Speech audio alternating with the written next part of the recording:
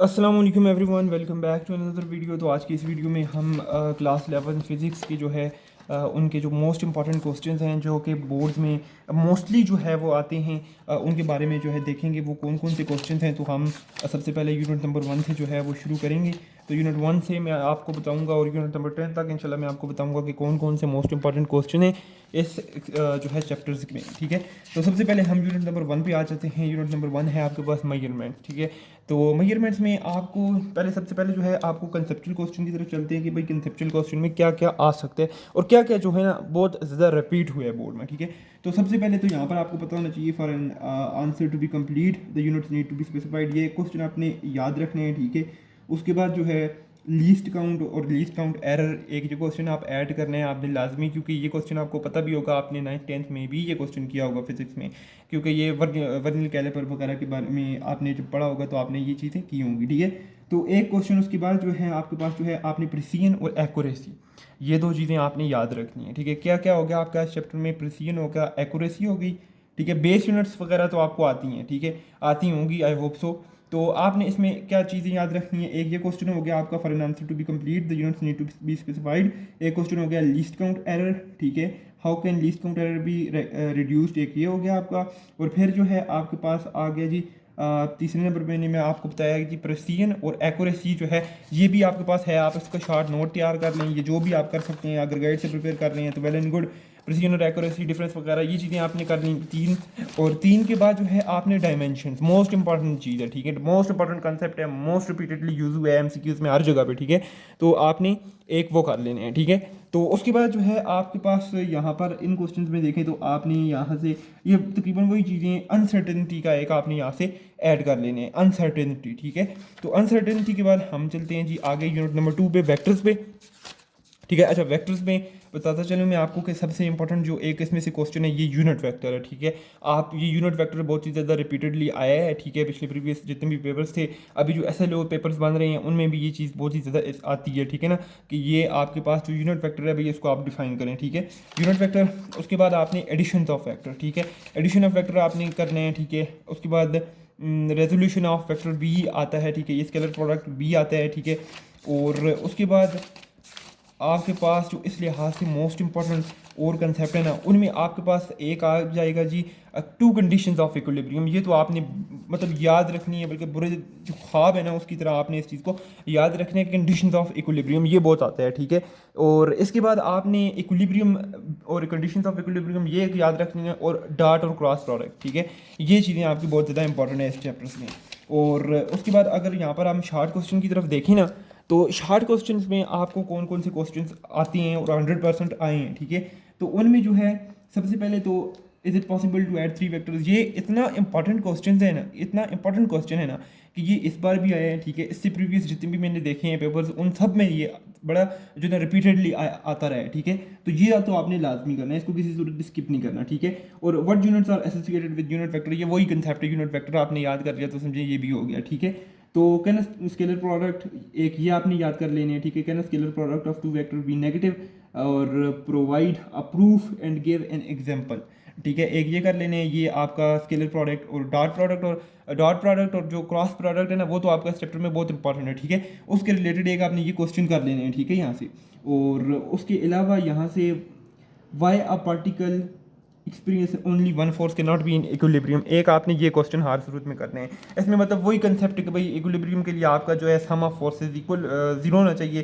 ठीक है, और वो कैसे, यानी कि मतलब अगर ये एक डिब्बे है ना, तो यहाँ से अगर एक फोर्स लग रही है भाई, यहाँ से कोई फोर्स नहीं लग रही, तो ये तो ज़ीरो नहीं होगा ना जब आप सम निकालेंगे इसका।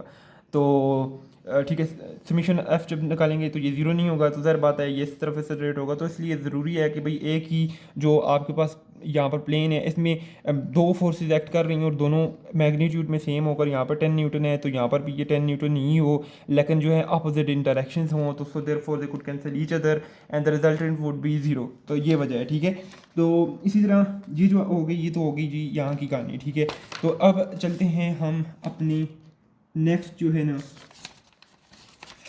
इधर। ठीक है, नेक्स्ट चैप्टर पे। ठीक है, नेक्स्ट चैप्टर पे भाई नेक्स्ट चैप्टर में जो मोस्ट इंपॉर्टेंट चीज़ें हैं वो मैं आपको यहाँ से हाईलाइट करा देता हूँ। न्यूटन लॉज ऑफ मोशन तो आपको आते होंगे, लेकिन ये इतने आते नहीं हैं न्यूटन लॉज ऑफ मोशन, ठीक है। और अच्छा, लीनियर मोमेंटम आपने याद करने हैं, ठीक है। हर सूरत में लीनियर मोमेंटम आपका प्रिपेयर होना चाहिए, ठीक है। और उसके अलावा जो है आपका इम्पल्स का एक टॉपिक है यहाँ पर, ठीक है। इम्पल्स का टॉपिक, ये इम्पल्स आपको आना चाहिए, ठीक है। उसके बाद जो है कुलियन, ये कुलियन इलास्टिक कुलियन है, इन इलास्टिक कुलियन है, ये दो चीज़ें। और इसकी ये जो डेरिवेशन है ना, यहाँ से आपने वैल्यू निकालनी है वी की, ये आपको आनी चाहिए, ठीक है। और फिर जो है एक्सप्लोसिव फोर्सेस, और जो मोस्ट इंपॉर्टेंट यहाँ पर इस चैप्टर का जो मोस्ट इंपॉर्टेंट है वो प्रोजेक्टाइल मोशन है, क्योंकि प्रोजेक्टाइल मोशन में भी रिपीटेडली क्वेश्चन आपसे पूछे गए हैं। और कौन कौन से क्वेश्चन पूछे गए हैं कि भाई बताएं आप कि अगर तो हम एक प्रोजेक्टाइल फेंकते हैं या प्रोजेक्टाइल मोशन के दौरान क्या आपकी वेलोसिटी कांस्टेंट होती है, ज़ीरो होती है, भाई क्या होती है, ठीक है। तो वेलोसिटी आपकी जो है कांस्टेंट होती है whenever the projectile is launched, ठीक है। तो ये चीज़ आपने याद रखनी है। मतलब इसमें से मोस्टली आपसे रेंज पूछी जा सकती है, आपसे कुछ भी पूछा जा सकता है। तो इसको आपने बड़ी एहतियात, बड़ी केयरफुली, बड़ी प्यार से जो है तैयार करने हैं इस टॉपिक को, ठीक है। और उसके बाद जो है हम यहाँ पर इसमें से जो लॉन्ग क्वेश्चन आते हैं, शॉर्ट क्वेश्चन सॉरी आते हैं, कंसेप्चुअल क्वेश्चन, वो कुछ ख़ास इसमें से नहीं आते, ठीक है ना। इसमें से जो है कोई ख़ास क्वेश्चन आते नहीं हैं, ठीक है। तो यूनिट नंबर 4 है आपका वर्क एंड एनर्जी, ठीक है। वर्क एंड एनर्जी, अच्छा वर्क एंड एनर्जी में आपके पास यहाँ से ही मैं आपको एक MCQs बता दूं कि अगर एक बंदा है, when a person is holding a bag, so is he doing work on the bag और नॉट, तो वो जो है ये बड़ा MCQs आया है, ठीक है ना। तो इसका मतलब है कभी वो काम नहीं कर रहा उस पर। वो क्यों नहीं काम कर रहा? क्योंकि देखें, काम के लिए आपको ये एक बड़ी नेसेसरी कंडीशन है, बड़ी एक इंपॉर्टेंट कंडीशन है कि भाई आपके पास क्या होना चाहिए, आपके पास जो है आपके पास एक तो फोर्स लगनी चाहिए, दूसरा आपके पास डिस्प्लेसमेंट होनी चाहिए, ठीक है ना। लेकिन अब वो बैग पकड़ के खड़ा है तो क्या डिस्प्लेसमेंट है कहीं भी? मतलब बैग यहाँ से यहाँ जा रहे हैं, बैग पकड़ के खड़ा है ना, तो वो इसका मतलब है नहीं कर रहा, ठीक है ना। वर्क नहीं है तो इसका डिस्प्लेसमेंट नहीं है, इसका मतलब है आपका वर्क क्या है जी, ज़ीरो है, ठीक है। तो अब यहाँ से क्या चीज़ आती है और मोस्ट रिपीटेडली आती है, ये आती है जी वर्क इन ग्रेविटेशनल फील्ड, ठीक है। ये आती है, आपने इसको ज़ीरो प्रूव करना है। ये वाला क्वेश्चन तो बहुत इंपॉर्टेंट है, ठीक है। और दूसरा जो इंपॉर्टेंट क्वेश्चन है यहाँ से, वो आपका जो है ना, वो आपकी ये क्वेश्चन है, ठीक है। ये क्वेश्चन अगर कैमरा में ये आ रहा है ना, एब्सोल्यूट पोटेंशियल एनर्जी, भाई ये बहुत इंपॉर्टेंट क्वेश्चन है, ये लॉन्ग में आपसे पूछा जा सकता है, ठीक है। और इसकेप वेलोसिटी, ये इस बार के जो KPK बोर्ड, एबटाबाद बोर्ड का जो पेपर था, और इस तरह एक और अभी मुझे नाम याद नहीं आ रहा, उसमें ये जो है पूछा गया है, ठीक है, 2023 में। और इसमें से आप जो है ना, और इसमें कुछ खास नहीं है। MCQs के लिए आप इसको पढ़ सकते हैं, लेकिन इसमें और कुछ खास नहीं है, ठीक है, बात करने के लिए। और अच्छा, अब जो कंसेप्चुअल क्वेश्चन हैं आपके एग्ज़ाम के पॉइंट ऑफ व्यू से, उसमें मैं आपको बताता चलूँ कि भाई मोस्ट इंपॉर्टेंट क्वेश्चन कौन कौन सी आती हैं और आई हैं, ठीक है। एक तो ये question, when an arrow is shot from its bow, it has kinetic energy, from where does it get, sorry, it has, यहाँ पर पोटेंशियल एनर्जी होगा, ठीक है ना। It has potential energy, from where does it get kinetic energy, यानी जब आप कमान में से तीर को जो है ना छोड़ते हैं, तो भाई जिस वक्त आप उसको पीछे लेकर जा रहे होते हैं, तो आप तो उसको इलास्टिक पोटेंशियल एनर्जी दे रहे होते हैं वो को। तो फिर जो है वो तीर कैसे चलता है और वो काइनेटिक एनर्जी उसके पास कहाँ से आती है, तो ये बड़ा मुख्तसर सा है कि भाई वो जो पोटेंशियल एनर्जी है वो आपकी काइनेटिक एनर्जी में चेंज हो जाती है। ये जो है आपकी एनर्जी का एक कंजर्व्ड रहती है एनर्जी, आपकी एनर्जी ज़ाया नहीं हो सकती, वन फॉर्म से दूसरी फॉर्म में ये ट्रांसफ़र हो सकती है, ठीक है ना। तो अच्छा, डज हाइड्रोजन फिल्ड बैलून, ये क्वेश्चन याद रखें। इस काइनेटिक एनर्जी वेक्टर क्वांटिटी, एक ये क्वेश्चन आपने याद रखने हैं हर सूरत में। और एक जो मोस्ट इंपॉर्टेंट क्वेश्चन जो इस बार आया है, ठीक है, इस बार आया है, वो क्वेश्चन है a matter when enters into the earth atmosphere it burns, what happens to its energy. ये क्वेश्चन एक आपने याद रखने हैं, ठीक है ना। इस क्वेश्चन का आंसर आपने याद रखने हैं, ठीक है। और उसके बाद जो है why energy savers are used instead of जो है बल्ब्स। अच्छा, इसका मैं आपको बता भी देता हूँ साथ थोड़ा सा कि भाई एनर्जी सेवर्स इसलिए यूज़ होते हैं क्योंकि देखें वो एक तो पावर कम खाते हैं ना, वो आपका जो एनर्जी है ना वो कम खाते हैं, और आपको लाइट और दूसरे फ़वाइद बहुत अच्छे, दूसरे जो बल्ब हैं उनके लेवल में बड़े अच्छे प्रोवाइड करते हैं। तो उस वजह से ये यूज़ होते हैं, मोस्टली इकनॉमिकल भी हैं, अब कम पैसों में आ जाते हैं, लाइफ टाइम ज़्यादा है, मतलब आपकी जो ग्रीन हाउस इफेक्ट है उसको कम करते हैं, मतलब काफ़ी चीज़ें हैं। अच्छा, अब unit number 5, rotational and circular motion. तो रोटेशनल एंड सर्कुलर मोशन के हवाले से तो जो है काफ़ी बच्चे इसको बड़ा मुश्किल भी समझते हैं, ठीक है। और नो डाउट कि ये थोड़ा सा ट्रिकी है ये चैप्टर, ठीक है। लेकिन जब आप इसको प्रैक्टिस करते हैं तो फिर उसके बाद ये चीज़ें ट्रिकी नहीं रहती, ठीक है ना। तो अब जो है इसमें जो मेन चीज़ मैं आपको बताता जाऊँ कि मेन चीज़ इसमें क्या क्या है जो कि एग्ज़ाम्स में आपका हिट की जाती हैं जो क्वेश्चंस। एक तो आपके पास सेंट्रीपिटल एक्सेलरेशन, सेंट्रीफ्यूगल फोर्स, ठीक है, ये और सेंट्रीपिटल फोर्स, सेंट्रीपिटल फोर्स और सेंट्रीफ्यूगल फोर्स, ठीक है। ये दो चीज़ें हैं, एक चीज़ याद करेंगे दूसरी आपको याद हो जाएगी, उलट पुलट हैं दोनों चीज़ें एक दूसरे के, ठीक है। और उसके बाद ये बैंकिंग ऑफ रोड का आपने कंसेप्ट याद रखने हैं, ठीक है। उसके बाद आपने इनर्शिया एक याद रखने हैं, ठीक है। और इनर्शिया के बाद आपने जो इनर्शिया के बाद आपने अच्छा ये rolling of disc and hoop down the incline plane, अच्छा ये आपने याद रखने हैं, ठीक है ना। ये बहुत इंपॉर्टेंट है ये क्वेश्चन, ठीक है। ये बार बार आया है और ये इस बार भी आया है, ठीक है। जो फिजिक्स का पेपर था हमारा 11th का एप्टाबास बोर्ड का, उसमें भी आया है, ये पीछे भी मैंने देखा है रिपीटेडली ये यूज़ आता रहा है क्वेश्चन, ठीक है। तो ये छोटा सा ये है, ये आपने कर लेने हैं, ठीक है। ये शॉर्ट में भी आ सकते हैं, लॉन्ग में भी आ सकते हैं।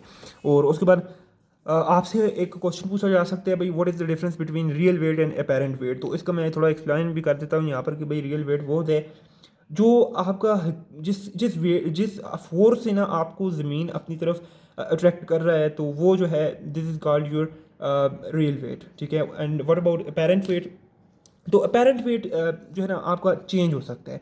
Means whenever you are in lift and you are going up, तो फिर जो है वहाँ पर आपको वेट ज़्यादा हो जाएगा। अगर आप कहीं जाए ना, आपको इत्तेफाक हो अगर लिफ्ट से एक फ्लोर से दूसरी फ्लोर पे जाने के, या ऊपर जा रहे हो आप फ्लोर पे ग्राउंड फ्लोर से, तो वहाँ से अगर आप जा रहे हैं तो आप अपने साथ वो रखें मेजर करने वाला वेट, ठीक है। तो वहाँ पर आप चेक करें, उस पर खड़े हो जाएं, तो जब आप ऊपर जाएंगे तो आपका वेट इंक्रीज़ हो जाएगा एकदम। तो जब आप नीचे आएंगे तो आपका वेट डिक्रीज़ हो जाएगा, ठीक है। तो ये जो है आपका चेंज हो सकता है, तो यही बुनियादी इसमें चेंज है, ठीक है। तो ये केसेस कुछ हैं आपके, ये केसेस आप याद कर लें, ठीक है। केसेस ये सारे ये भी केसेस हैं आपके पास, ठीक है, ये सारे। तो ये ठीक है, ये केसेस हैं आपके पास, ये आपने याद करनी है। और उसके बाद जो इम्पोर्टेंट चीज़ आती है ना, उसके बाद जो इम्पोर्टेंट चीज़ आती है, अच्छा द ऑर्बिटल वेलोसिटी आपने याद करना है, छोटा सा है, ठीक है। ऑर्बिटल वेलोसिटी आपने ज़रूर याद करना है, ठीक है। ये बड़ी छोटी सी चीज़ है, ठीक है, और बड़ी इंटरेस्टिंग भी है और पॉइंट ऑफ व्यू से एग्ज़ाम के भी बड़ी इंपॉर्टेंट है, ठीक है। तो ये तो था आपका जी चैप्टर नंबर 5, ठीक है।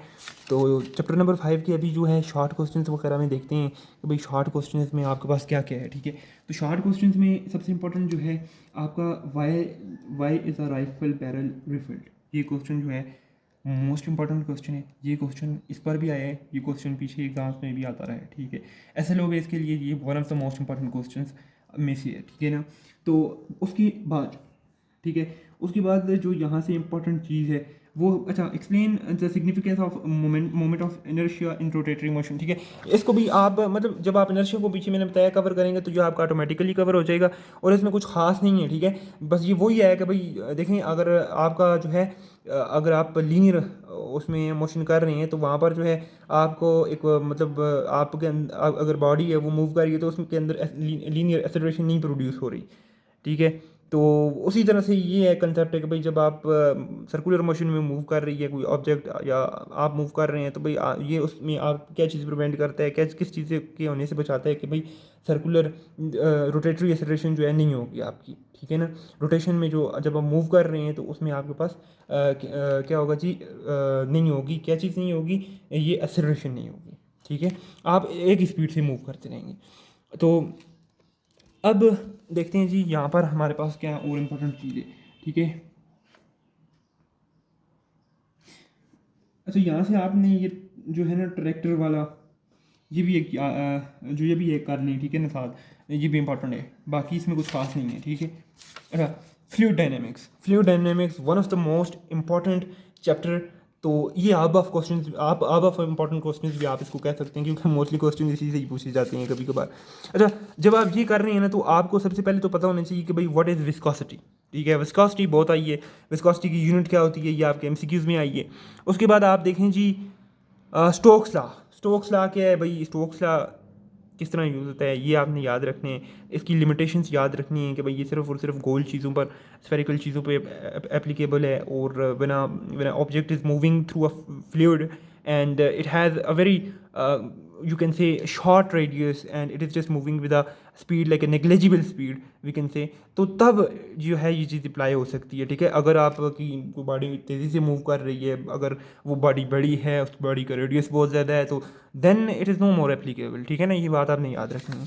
तो ये चीज़ें एमसीक्यूज़ के पॉइंट ऑफ व्यू से भी मैं आपको बता रहा हूँ, ठीक है।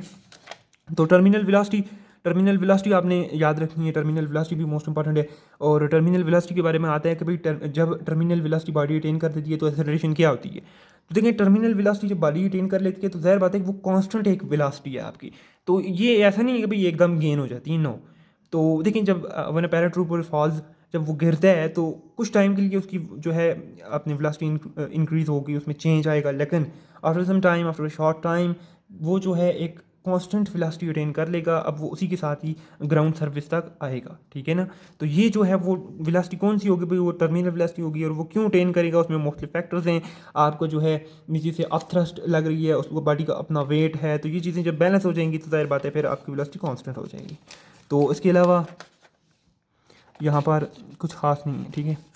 अभी फ्लूइड फ्लो में भी अच्छा, टर्बुलेंट फ्लो और दूसरा फ्लो, ये तो चलें आप याद रख लें इसको भी, वैसे ज़रूरत नहीं है याद रखने क्योंकि ये आता नहीं है। अच्छा, equation of continuity most important है प्रैक्टिकल के पॉइंट ऑफ व्यू से, जिस पॉइंट ऑफ व्यू से देखें ये मोस्ट इंपॉर्टेंट है। बर्नौली इक्वेशन मोस्ट इंपॉर्टेंट है, ये दोनों चीज़ें याद रखनी है। अच्छा, एप्लीकेशन में आप जो है ना, एप्लीकेशन में इन चीज़ों को आप छोड़ भी सकते हैं, इनको छोड़ दें, ठीक है। ये चीज़ आती नहीं है, लेकिन ये टोरेसल थ्योरम जो है ये आता है भाई। इसमें आप फ्लक्स के बारे में पूछा जाता है कि कौन क्या स्पीड होगी उसकी, इसमें आपसे एमसीक्यूज भी पूछे जा सकते हैं, ठीक है। तो ये आपने तैयार करने, इसको छोड़ सकते हैं आप सारे को, इसको भी आप छोड़ सकते हैं, कुछ इंपॉर्टेंट नहीं है यहाँ पर भी, ठीक है। और उसके बाद कंसेप्चुअल क्वेश्चन पे अगर हम आए तो इसमें आपके पास ये पूछा जा सकता है कि how can squirt water over a greater distance by placing your thumb over the end of the garden hose. ये आप क्वेश्चन ये पूछा जा सकता है शॉर्ट करके कि भाई जब आप पाइप है वो गार्डन में आप पानी दे रहे हैं तो आप उसके प्रेशर जो है इंक्रीज़ कर सकते हैं, उसको ग्रेट डिस्टेंस पे पहुंचा सकते हैं जस्ट अपना अंगूठा उसके आगे रखते हुए। तो ये आपका प्रैक्टिकल क्वेश्चन भी हो सकता है। तो इसका जवाब यही होगा, क्वेश्चन ऑफ कंटिन्यूटी इसमें लगेगी कि भाई जब हम P is inversely proportional to area, जब प्रेशर ज़्यादा होगा तो एरिया कम होगा, तो हमने मतलब कम कर देने ना एरिया उसके आगे अंगूठा रख के। तो जब हम नहीं रखेंगे अंगूठा, एरिया ज़्यादा होगा तो प्रेशर कम होगा। तो ये एक इंपॉर्टेंट क्वेश्चन था यहाँ से। और इसके अलावा आपके पास यहाँ से अच्छा, why does smoke rise faster in a chimney in a windy day, ये जो है मोस्ट इंपॉर्टेंट क्वेश्चन है, ये आया है इस पर, ठीक है। और two boats moving in a parallel path close to one another is colliding, ये भी क्वेश्चन आया है। ये दोनों क्वेश्चन आपने याद करने हैं, ठीक है। ये बहुत इंपॉर्टेंट क्वेश्चन है, ये मैं आपको बता भी देता हूँ भाई। स्मोक देखें जब विंडी डे है ना, तो आपका ज़ाहिर बात है विंड चल रही होगी, विंड जब चल रही होगी तो ऊपर प्रेशर क्या होगा, कम होगा, क्योंकि ऊपर वेलोसिटी ज़्यादा होगी तो प्रेशर क्या होगा, कम होगा। क्यों कम होगा भाई, ये आपकी कोई बर्नौली इक्वेशन कहती है, ठीक है। तो फिर जो है नीचे प्रेशर क्या मतलब जहाँ से प्रोड्यूस हो रहा है, ये चिमनी में जा रहा है, तो वहाँ पर जो बेस पे है आपका क्या होगा जी, प्रेशर बहुत ही ज़्यादा होगा। तो फिर ये ऊपर की तरफ मूव करेगा एकदम से प्रेशर, ये जो स्मोक है, ठीक है। तो इस वजह से ये तेज़ी के साथ बाहर निकलेगा, ठीक है। और उसके बाद जो है क्या इंपॉर्टेंट है जी, यहाँ पे कुछ खास इंपॉर्टेंट नहीं है। ये आप एक मतलब बैकअप के लिए याद कर सकती हैं कि भाई जो ट्रक्स होती हैं उनके ऊपर वो छत्ता सा आपने देखा होगा लगा हुआ, भाई वो क्यों लगा हुआ होता है, ठीक है। तो वो इस वजह से लगा हुआ होता है कि देखें इस तरह से जब वो ऊपर उसके बनाती है ना इस तरह से, तो वो इस वजह से बनाती हैं ट्रक के ऊपर कि भाई वो जो एयर आती है ना तो वो उसको कुछ इस अंदाज से डिफ्लेक्ट करते हैं कि आपकी जो कंजम्पशन ऑफ पेट्रोल है या कंजम्पशन ऑफ जो गैस है, आपका जो ट्रक है यूज़ कर रहा है, जो भी चीज़ यूज़ कर रही है, ट्रेला है कोई, तो वो कम हो जाती है, क्योंकि फिर वो आसानी से वर्क डन कर सकती है अगेंस्ट द अपोजिंग एयर, ठीक है। तो लेकिन अगर जब वो नहीं होगा तो ज़ाहिर बात है सारी इस तरह एयर आएगी उसकी तरफ, तो उसको ज़्यादा वर्क करने के लिए ज़्यादा जो है पावर की ज़रूरत होगी, जिसकी वजह से वो ज़्यादा पेट्रोल जो है कंज्यूम करेगी, ठीक है। तो ये तो इंपॉर्टेंट चीज़ें होगी इसकी। Unit number 7 oscillation. अच्छा, ऑसिलेशन में मैं आपको बहुत ही म्यारी और बड़ी शॉर्ट चीज़ें बताऊँगा, ठीक है। सबसे पहले तो आप याद करें जी, ठीक है, याद रखने आपने ऑसिलेशन के सिंपल हार्मोनिक मोशन के, ठीक है। ये दो चीज़ें याद कर लें, ठीक है। ये फिर आपने ये याद करनी है जी भाई किस तरह से सिंपल हार्मोनिक मोशन होती है इन टर्म ऑफ जब वो आपके सामने बात की जा रही है भाई स्प्रिंग की, उसकी लिहाज से किस तरह से होती है, ठीक है। एक इंपॉर्टेंट क्वेश्चन है, ठीक है। तो ये आता है, ये आया भी है, ठीक है ना, इसको इग्नोर बिल्कुल भी नहीं करने। और फिर जो है, अच्छा ये ये आता तो नहीं होता, ठीक है, ये circular motion and simple harmonic motion, ये जो शेडो जो है वो घूमता रहता है भाई, ये आता तो नहीं होता, लेकिन बल्कि इसको छोड़ दें आप, ठीक है। तो उसके अलावा सिंपल पेंडुलम ये आपने देख लेने, ये बड़ा आसान है, ठीक है, ये सिंपल हार्मोनिक मोशन किस तरह से करता है, एक ये आपने याद रखना है, ठीक है। और उसके बाद आपके पास फ्री एंड फोर्स ऑसिलेशन ये आता है, ठीक है, ये है, ठीक है। फ्री ऑसिलेशन, फ्री कौन सी ऑसिलेशन होती है और फोर्स्ड ऑसिलेशन कौन सी होती है? देखिए भाई, फ्री ऑसिलेशन वो होती है जो नेचुरली ऑसिलेट हो रही होती है, जैसे सिंपल पेंडुलम में आपने जो है उसको छोड़ दिया एक बार इस तरह पीछे डिस्प्लेस करके मीन पोजीशन से, तो अब वो नेचुरली ऑसिलेट कर रही है, दैट इज़ कॉल्ड नेचुरली या फ्री ऑसिलेशन, ठीक है, where you are not stocking it, आप उसको जो है ना इस तरह से नहीं हाथ नहीं लगा रहे आप, वो अपनी नेचुरल फ्रिक्वेंसी के साथ जो है मूव कर रही है। लेकिन जब आप देखें इस तरह से है, जब आपने एक झूला है, आप किसी को झूला दे रहे हैं, ठीक है, आप उसको एक रेगुलर टाइम इंटरवल पे एक फोर्स उस पर लगा रहे हैं किसी फ्रिक्वेंसी की, ठीक है ना, तो अब वो फोर्स ऑसिलेशन है। वो क्यों फोर्स ऑसिलेशन है? वो इस वजह से फोर्स ऑसिलेशन है कि आप उसको स्टक कर रहे हैं ना हर पॉइंट पे, ठीक है, अब आगे जाएगा, फिर वो पीछे आएगा, फिर आप यहाँ से उसको फोर्स लगाएंगे, मतलब रेगुलर टाइम इंटरवल, फिर आएगा, फिर लगाएंगे, मतलब इस तरह से, तो फिर वो फोर्स ऑसिलेशन है, ठीक है। तो उसके बाद ये छोड़ दें, ये इधर कुछ भी ख़ास नहीं है, ठीक है, यहाँ पे ये कुछ भी ख़ास नहीं है, ये भी कुछ ख़ास नहीं है, ठीक है। अच्छा, एक बड़ा इंपॉर्टेंट कंसेप्ट है, वो मैं आपको यहाँ पर ही बता देता हूँ कि भाई आपने याद रखने हैं कि ओवन के अंदर जब आप कोई चीज़ रखते हैं ना गर्म करने के लिए, ठीक है, तो वो क्यों गर्म होती है, पहली बात। और दूसरी बात है कि आप उसमें स्टील की प्लेट क्यों नहीं रखती, ठीक है, दूसरी बात ये इस पर पूछा गया एक ऐसे लो बेस पे, ठीक है। तो इसका आंसर ये है कि भाई देखें, जो फैट्स होती हैं ना उसके अंदर ये जो वाटर होता है, और अब उसकी जो आपके पास फ्रिक्वेंसी है ना, तो अब वो मुझे एग्जैक्टली तो याद नहीं है, लेकिन वो फ्रिक्वेंसी जो है ना, वो फ्रिक्वेंसी मैचेबल होती है आपके ओवन अंदर माइक्रोवेव जो होती हैं उनकी फ्रिक्वेंसी के ओवन के अंदर। तो जब आप मतलब ये ओवन के अंदर रखते हैं कोई भी चीज़, तो वो रेजोनेंस होती है फ्रिक्वेंसीज के अंदर, ठीक है ना, रेजोनेंस, ठीक है। तो जब रेजोनेंस होती है तो वो पार्टिकल्स कोलाइड करते हैं, और जब वो कोलाइड करते हैं तो हीट प्रोड्यूस होती है, जब हीट प्रोड्यूस होती है तो वो मीट या जो भी आपने रखा है वो गर्म हो जाते हैं। अगर आप स्टील की प्लेट रखेंगे तो वो भी उसके साथ गर्म हो जाएगा, और जब वो गर्म होगा तो आप उसको बाहर कैसे निकालेंगे? एक तो ये बात होगी, इस वजह से आपकी जो नॉर्मल प्लास्टिक प्लेट्स यूज़ की जाती हैं, क्योंकि जब रेजोनेंस हो भी तो वो जो है ना उनको कोई फ़र्क नहीं पड़ता, ठीक है। लेकिन जब रेजोनेंस होता है, आपका कोई मीट है या कोई भी जो चीज़ आपने रखी है प्लेट के अंदर, तो उसमें जब रेजोनेंस होगा उस फूड के अंदर जो पार्टिकल्स हैं, जैसे कि आपके पास फैट्स हैं या वाटर है, तो जब वो जब वाइब्रेट करेगा ना, तो फिर जो है वो चीज़ हीट अप होगी और वो चीज़ गर्म हो जाएगी, वो इस तरह से गर्म होती है, ठीक है। तो यहाँ पर मैंने सॉरी आपको लेक्चर ही देना शुरू कर दिया है, ठीक है, लेकिन ये बड़ी इंपॉर्टेंट बातें हैं, ठीक है। तो उसके बाद यहाँ पर आ जाएं, तो यहाँ पर इम्पोर्टेंट क्या है जी? अच्छा जी, give two applications in which resonance take place, ये वाला इंपॉर्टेंट है, ठीक है। एक रेडियो की एग्जांपल आप दे सकते हैं, इलेक्ट्रिकल रेजोनेंस होती है, एक ओवन की आप एग्जांपल दे सकते हैं, वहाँ पर भी रेजोनेंस होती है, ठीक है। और अच्छा जी, ये एक एग्जांपल दे फ्री और फोर्स की, ये भी ठीक है, नेचुरल फ्रिक्वेंसी के साथ, वो मैंने आपको दोनों चीज़ें बता दी हैं अभी। वह सिंपल अच्छा नहीं, ये कुछ इंपॉर्टेंट नहीं है, ठीक है। और बस ये अच्छा, डैम्प्ड ऑसिलेशन भी आपने अपने बैकअप के लिए याद करनी है। अच्छा अब यूनिट नंबर 8 वेव, ठीक है। अच्छा, वेव बड़ा इजी चैप्टर है, ठीक है ना। वेव के अंदर आपने सबसे पहले याद रखनी है प्रोग्रेसिव वेव्स। प्रोग्रेसिव वेव्स कौन सी हैं, इसके बारे में मैं आपको थोड़ा सा बता देता हूँ कि भाई ये वो वेव्स हैं जो विदाउट द मूवमेंट ऑफ आपके जो आपका जो मीडियम है उसके बगैर जो एनर्जी को ट्रांसफ़र करती हैं, ठीक है। जैसे रोप से आपको इस तरह कर रहे हैं, ये जो एग्जांपल है, ठीक है, ये आपने याद रखनी है। और उसके बाद आपके पास क्या इंपॉर्टेंट है, उसके पास आपके पास क्या इंपॉर्टेंट है, अच्छा उसके बाद जो इंपॉर्टेंट है वो आपके पास लेप्लास करेक्शन है, बल्कि ये किधर है, रुकिए एक मिनट, ये है, ठीक है। स्पीड ऑफ साउंड की पहले आपने बात कर लेते हैं। स्पीड ऑफ साउंड किन चीज़ों पे डिपेंड करती है, ठीक है, ये चीज़ें आ सकती हैं आपके, ठीक है। ये आपने एक याद करना है क्वेश्चन, ये आया है इस बार, ठीक है। जितने भी मुझे सुन रहे हैं ना अपने बाद बोर्ड से, तो उनके लिए तो ये बड़ा इंपॉर्टेंट है। और फिर लेप्लास करेक्शन, और ये आपने जो है देखना है कि भाई उसकी क्या, न्यूटन का क्या मौक़िफ़ था कि भाई उसने जो कहीं दी उसको गलत किया गया, उसमें चेंज किया गया, तो लेप्लास क्या कहता है, ये चीज़ आपने देखनी है, ठीक है। उसके अलावा आपके पास सुपरपोजिशन ऑफ वेव्स एक तो आपने करना है, ये पीछे अभी यूज़ रहा है, ठीक है। सुपरपोजिशन ऑफ वेव्स के बाद आपने क्या करना है, reflection of wave and phase change, ये इंपॉर्टेंट है, ये भी आपने करने हैं क्वेश्चन, ठीक है। और उसके बाद स्टेशनरी वेव्स एक आपने करने हैं, किस किस जगह से इसको प्लग किया जाए तो कितने कितने लूप्स बनेंगे, किस किस तरह से वो ये वेव्स ट्रेवल करेंगी। इधर मैं आपको एक चीज़ बताता चाहूँ कि जब भी आप स्टेशनरी वेव्स की ये निशानी है कि जिन दो इसकी जो है कोई स्टेशनरी वेव देखें जब बनती है ना, ये दो अपोजिट वेव से बनती है, ठीक है। अब जैसे आपने मुंह में रबर पकड़े ना, आप उसको आप छोड़ें एकदम से तो वो कुछ इस तरह से वाइब्रेट करेगा, ठीक है।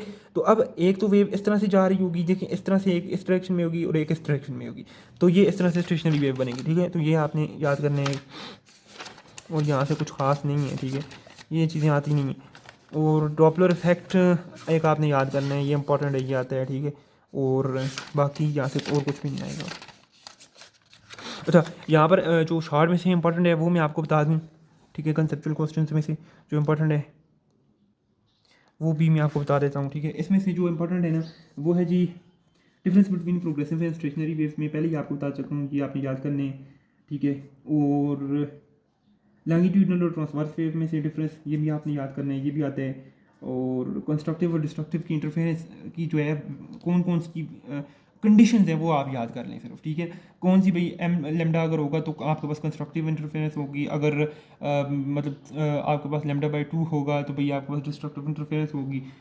तो फिर मतलब इस तरह की जो चीज़ें छोटी छोटी ये आपने याद रखनी है, ठीक है। तो why does sound travel faster in solids than in gases, किया इस बार भी बाद बोर्ड में क्वेश्चन आ चुके हैं, तो ये भी आपने याद रखने हैं, ठीक है ना, कि भाई सॉलिड में क्यों तेज ट्रेवल करते हैं साउंड। और speed of sound wave in gas changes with temperature, ये भी आपने याद रखने कि भाई जब टेम्परेचर चेंज होता है 0.6 से जो है मीटर पर सेकंड से फ़र्क पड़ता है 1 डिग्री जब चेंज होता है, तो एक ये भी बड़ा इंपॉर्टेंट क्वेश्चन है, ठीक है। और इसके अलावा जो है आपके पास क्या इंपॉर्टेंट है, बस इसमें और कुछ इंपॉर्टेंट नहीं। नोड और एंटी नोड आपने खुद याद रखने हैं, ठीक है। नोड, एंटी नोड, कंप्रेशन और जो ये चीज़ें हैं ना, ये आपने खुद याद रखनी है। अच्छा, फिजिकल ऑप्टिक्स में आ जाए। फिजिकल ऑप्टिक्स में पहला जो मेन इंपॉर्टेंट चीज़ है वो आपके पास लाइट के बाद वेव फ्रंट्स हैं, ठीक है। लीनियर जो स्फेरिकल वेव फ्रंट है, लीनियर वेव फ्रंट है, तो ये आपने याद रखनी है। अच्छा जी, कोहेरेंट सोर्सेज क्या होती हैं ये याद रखनी है, ठीक है। उसके बाद आपने क्या याद रखने हैं, माइकलसन एक्सपेरिमेंट आप याद कर सकती हैं। रुके बल्कि एक मिनट, यहाँ से interference in a thin film, ये एक इंपॉर्टेंट है। माइकलसन इंटरफेरोमीटर, ये एक इंपॉर्टेंट है। अच्छा, इसमें एक क्वेश्चन आ सकता है, ये आपकी शॉर्ट में होगा, अभी आगे जाएंगे तो ये एक जो नई एक ग्लास प्लेट होती है, ये हम क्यों रखते हैं इसके रास्ते में, ठीक है, बीम ऑफ लाइट के रास्ते में, ये एक आपने याद करना है, ठीक है। और यहाँ से ये कुछ खास नहीं है ये चीज़। डायफ्रैक्शन आ सकता है, ये वाला आपका डायफ्रैक्शन, ठीक है। और ये नहीं आएगा, इसमें से कुछ खास नहीं है। अच्छा, पोलराइजेशन ये आ सकते हैं, ठीक है। और बस ये चीज़ें ही इंपॉर्टेंट थी यहाँ से, ठीक है। और यहाँ से अगर शॉर्ट क्वेश्चन में देखा जाए ना, शॉर्ट क्वेश्चन में आपके पास ये आ सकता है जी, a soap bubble looks black when it burst, why, जब वो पड़ता है तो वो ब्लैक लगता है, क्यों लगता है, ठीक है। ये एक आपने देखने हैं गाइड से जो भी आपके पास है। और फिर उसके बाद what is the difference between interference and diffraction, के इंटरफेरेंस में और डायफ्रैक्शन में क्या डिफरेंस है, ठीक है। इंटरफेयर देखें, दो वेव्स करती हैं जब वो जाती हैं, सॉरी लाइट, दो लाइट की जो वेव्स होती हैं वो जो है करती हैं इंटरफेरेंस जब वो जाती हैं, ठीक है। जब उनका फ्रीक्वेंसी सेम होती है, एम्पलीट्यूड सेम होता है, तो तब वो इंटरफेरेंस स्टार्ट करती हैं। लेकिन इसकी बरक्स साइड डायफ्रैक्शन एक सिंगल स्लिट वेव भी हो सकती है, वो क्योंकि बेंडिंग होती है उससे जो है आउटवर्स लाइट इधर उधर फैल जाती है। माइकलसन इंटरफेरोमीटर में दूसरी प्लेट क्यों रखी जाती है, ये क्वेश्चन आपने याद करना है, ये लिखे हुए in the Michelson interferometer a second glass plate is also used, why, ठीक है। एक ये आपने याद रखने हैं। अच्छा, एक ये क्वेश्चन आ सकता है, why it is not possible to obtain the diffraction of X rays by Young's double slit experiment. अच्छा, ये क्यों नहीं हो सकता? क्योंकि उसके दरमियान जो ओपनिंग होती है ना वो बहुत ज़्यादा बड़ी होती है, लेकिन आपकी डायफ्रैक्शन पैटर्न हासिल करने के लिए आपकी जो ओपनिंग होनी चाहिए स्लिट्स में वो कंपेरेबल होनी चाहिए आपकी वेवलेंथ के। ये आते हैं, ठीक है, बस इसका और कुछ खास यहाँ से नहीं है। अच्छा, यूनिट नंबर 10 मोस्ट इंपॉर्टेंट, ठीक है, यूनिट नंबर 10 मोस्ट इंपॉर्टेंट है, मैं फिर कह रहा हूँ। इसमें से आपके क्या आ सकते हैं? इसमें से आपका ये केमिकल थर्मल इक्विलिब्रियम आ सकते हैं, एक चीज़ याद रखनी। उसके बाद आपका यहाँ से आ सकते हैं थर्मोडाइनेमिक सिस्टम। ये याद रख लें, सिस्टम क्या होता है, सराउंडिंग क्या होती है, ये दो तीन चीज़ें हैं इसमें, ये आपने याद रखनी है। ओपन सिस्टम कौन सा होता है, क्लोज सिस्टम कौन सा होता है, ये याद रखनी है। और अच्छा, फर्स्ट लॉ ऑफ थर्मोडाइनेमिक आपने याद रखने हैं, ठीक है, ये सारा। और उसके बाद ये प्रोसेस जो हैं इसकी आइसोबैरिक, आइसोकोरिक और thermal process and adiabatic process, ये आपने याद रखनी है। ये बिल्कुल आसान है, ठीक है। तो अगर किसी को चाहिए भाई कि मैं इस पर भी वीडियो बनाऊँ, लेक्चर्स अपलोड करूँ, तो वो मुझे कमेंट कर सकते हैं, मैं बना दूंगा, कोई ऐसी बात नहीं है, ठीक है। तो उसके बाद मोलर स्पेसिफिक हीट, ये भी याद रखने हैं, ये दोनों चीज़ें इंपॉर्टेंट है, ठीक है। और उसके बाद हीट इंजन आप एक याद रख सकते हैं अगर आप रखना चाहें याद, और बाकी यहाँ से कुछ खास नहीं आता है, ठीक है। एंट्रोपी एक आ सकता है, ठीक है, ये चांसेस हैं इसके, ये आप याद रख सकते हैं। अब जो कंसेप्चुअल पे चलते हैं, कंसेप्चुअल, अच्छा इसके कंसेप्चुअल बहुत ज़्यादा आते हैं यहाँ से, इस बार भी आई थी, ठीक है। कहते हैं जी why is the earth is not in thermal contact with the sun, के भाई जो अर्थ है वो थर्मल कंटैक्ट में क्यों नहीं है सूरज के साथ। ये एक आपने याद रखने क्वेश्चन, ठीक है, इसका आंसर याद रखने। उसके बाद आपके पास आ सकते हैं जी, उसके बाद on removing the valve the air escaping from cycles tube cools, कि जब आप सुई मारें या जब वो टायर पंचर हो एकदम से, तो वहाँ से जब एयर निकलेगी तो भाई आपको, जब आप अंगूठा रखें ना, तो आपको एक कूल कूल सी एयर निकलती हुई नज़र आएगी, ये कूलिंग इफेक्ट था। तो बताएं आप ये क्यों होता है, ठीक है। तो ये आपका एडियाबैटिक प्रोसेस होता है, क्योंकि ऑन एनर्जी वो काम करता है, तो उस वजह से ये होता है। ये क्वेश्चन एक आपने याद रखने हैं, ठीक है। और तीसरे नंबर पे, is it possible according to the second law of thermodynamics to construct a heat engine that is free from thermal pollution? Thermal pollution का मतलब है कि वो कोई भी जो हीट है वो सिंक की तरफ नहीं भेज रहा, ठीक है ना, मतलब जितना वो हीट ले रहा है उतना ही वो काम कर रहे हैं। तो ऐसा पॉसिबल नहीं है। हमें फर्स्ट लॉ भी यही कहते हैं, सॉरी हमें सेकंड लॉ ये कहते हैं कि भाई ऐसा पॉसिबल नहीं है कि आप कोई भी हीट इंजन, उसने क्योंकि एक आइडियल इंजन वो फ्रेंच सोल्जर ने दिया था, फ्रेंच इंजीनियर ने दिया था कैरेट हीट इंजन के, भाई इससे ज़्यादा एफिशिएंसी तो किसी की नहीं हो सकती, और वो एक आइडियलाइज्ड मॉडल था, यानी एक ख्याली इंजन था। तो ये थी जी हमारी आज की वीडियो, जिसमें से मैंने आपको तमाम बुक के जो हैं जितने भी इंपॉर्टेंट क्वेश्चंस थे, तमाम कंसेप्ट थे, वो मैंने आपको बताए हैं। उम्मीद करता हूँ कि आपके जो है पेपर्स में ये आपको हेल्प आउट करेगा।